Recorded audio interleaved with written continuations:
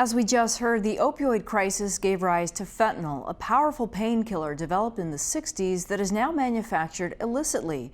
Last year in Arizona, fentanyl factored into more overdoses than any other drug.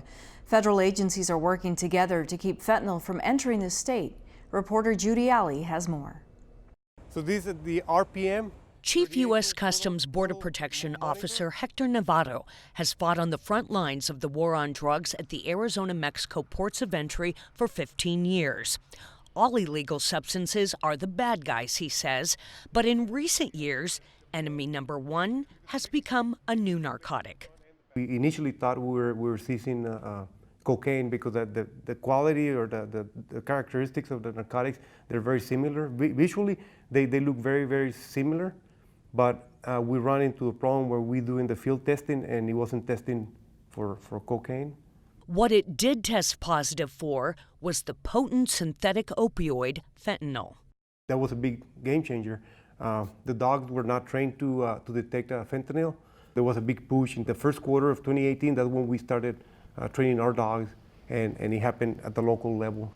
Not only did the training of drug detection canines change, but due to the deadly nature of fentanyl, so did the way CBP officers intercept narcotics.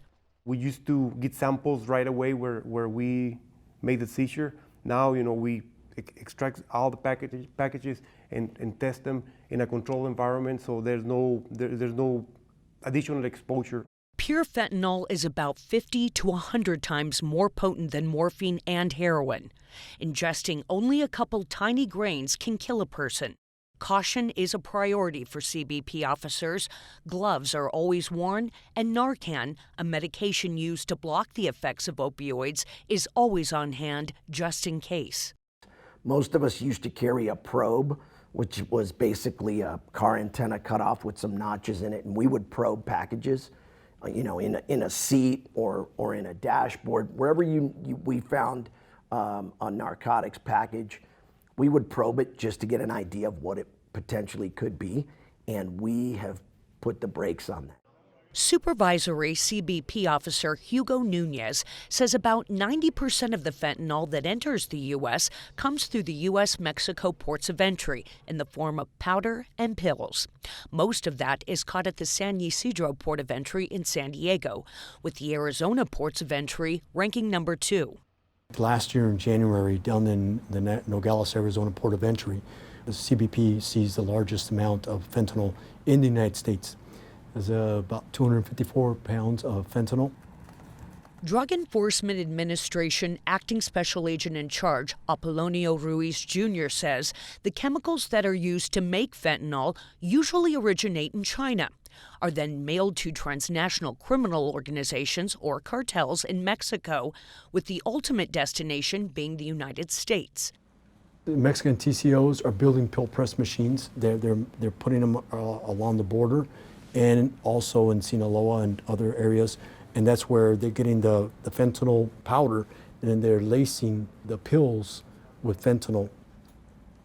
While the powder form of fentanyl is still popular with smugglers, officials say they are seeing an increase in the pill form because it's easier to transport. We have made seizures in stacks of tortillas, inside of pictures, like large painted pictures. Tables have been hollowed out and then filled with narcotics. So if you can imagine it, the attempt to smuggle narcotics using that method has probably been tried. Detecting fentanyl can be challenging because of the thousands of cars and pedestrians crossing the border each day.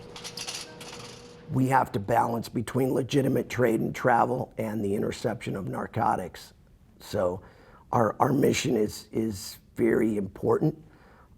We literally could not inspect 100% of the people traveling into the U.S. It would shut down commerce, and it would shut down travel, as well as the tourist industry. High-tech tools like radiation portal monitors and drive-through passenger vehicle imaging systems help identify contraband and expedite inspections and searches.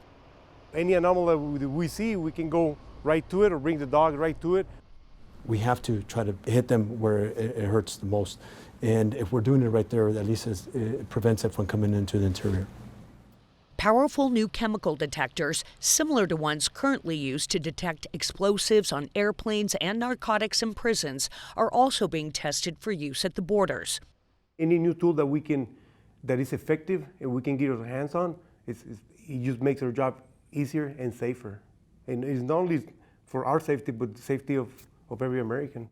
But Officer Novato admits machines are not foolproof and dogs can make mistakes. The best tools in the fight against fentanyl, he says, educating the public on the dangers of this ominous opioid and the gut instincts of the men and women who battle on the border every day to keep them from coming into the communities.